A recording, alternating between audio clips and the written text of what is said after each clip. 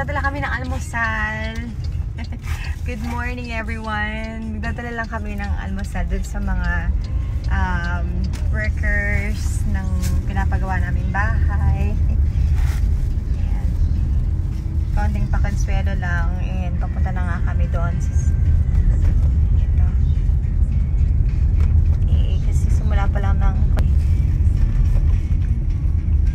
papasok na tayo sa mismong subdivision.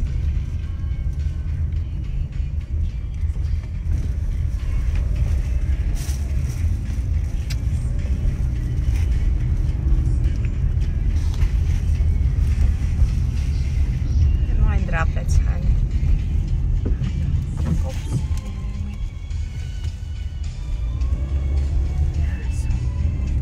Ayan, yan yung sobrang lawak ng kalsada and mapuno. Kaya talaga nagustuhan namin tong place na to. Kaya nung sabi namin kaya naman namin so far yung babayaran sa bahay, di go kami. Ayun, so pinapakons tapos lang ng down payment namin. Ayun, kasi simula pa lang ng construction ng aming bahay. Malayo-layo pa, pero at least ayun, nasimulan na. May nasimulan na.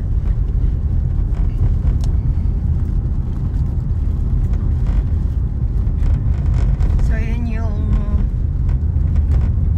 race. Bahay ng friend namin. Yayamanin.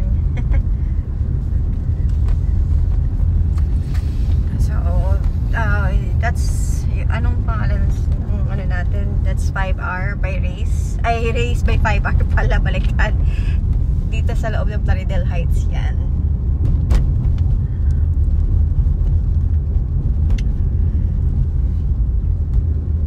Last week nagpunta kami dito para lang din magdala ng merienda para naman syempre matuwa sila.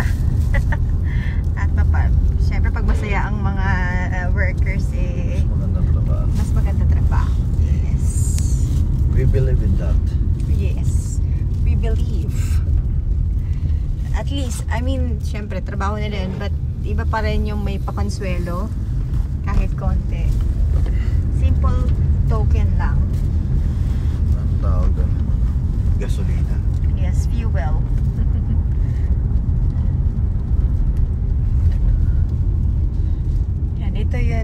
Ito yung ang ganda ng kalsada, 'di ba? Sobrang tahimik, wala kang makakasalubong halos. Ang sarap mag-biking. Isang may aeroplano dyan. Parang ginagawa nilang runway yan. Ginagawa runway. Sa sobrang walang tao, pwede gawin runway. Sa sobrang haba din yan. At lapad. So, ayan ang mga hand droplets eh, man. Siyempre may sariling clubhouse yan. Ayan, yung sa kaliwa.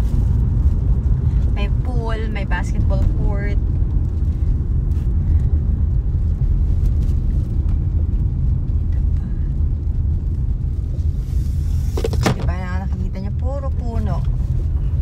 It's a gloomy weather by the way today. And naisipan lang namin bumisita ngayon. Galing kaming almusal sa labas naisip namin ba't hindi tayo dumaan, magdala na din tayo ng almusal sa mga nagtatrabaho doon sa bahay natin.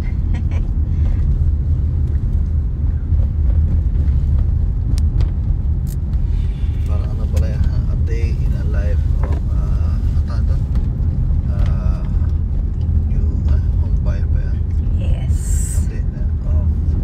expecting mom. Expecting mom. Oh, who's expecting mom? I'm already a mom, not expecting anymore. No way. Anyway, ayan, di ba? Lalayo-layo ang aming dinadrive papunta sa aming mismong block.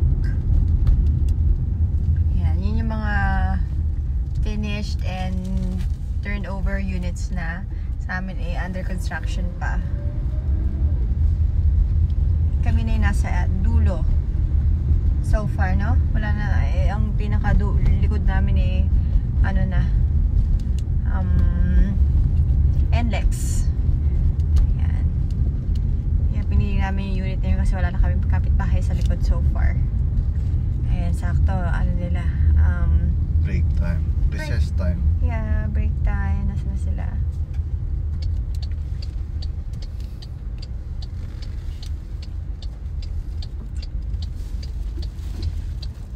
Sila. Break time yan. Oo. Sige. Eh. Dahil mo nga si Foreman.